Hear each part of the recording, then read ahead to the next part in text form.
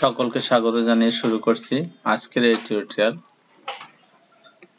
আমরা আজকে অনুশীলনী 9.2 এর 9 নং প্রশ্নের সমাধান করার চেষ্টা করব। এখানে দেখো কি আছে tan 45 degree, sin square 60 degree, tan square 30 degree, tan 60 degree.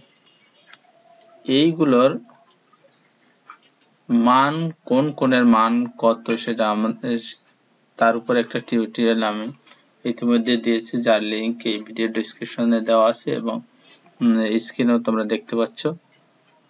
তবু আমি চারটা তোমাদেরকে দেখিয়ে দিচ্ছি। দেখো এখানে আছে tan 45 ডিগ্রি, tan 45 ডিগ্রির মান 1 আছে। sin স্কয়ার 60 ডিগ্রি, sin 60 ডিগ্রির মান √3/2।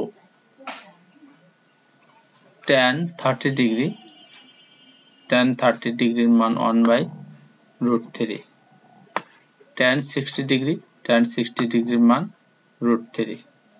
এই মানগুলো যদি আমরা ওই প্রশ্নে বসিয়ে দিই তাহলে এরকম হবে। দেখো tan 45 degree 1, sin square 60 degree √3/2 whole square, tan 30 degree 1/√3, tan 60 degree √3। এখন এই মানগুলো হিসাব নিকাশ করলে এরকম হবে। দেখো √3 কাটা যাবে, এই স্কয়ার এবং এই রুটের সাথে কাটা যাবে এবং 2 কে স্কয়ার করলে 4 হবে। দেখো মানগুলো আমি এখানে বসিয়েছি। 1 যেরকম ছিল এই 1,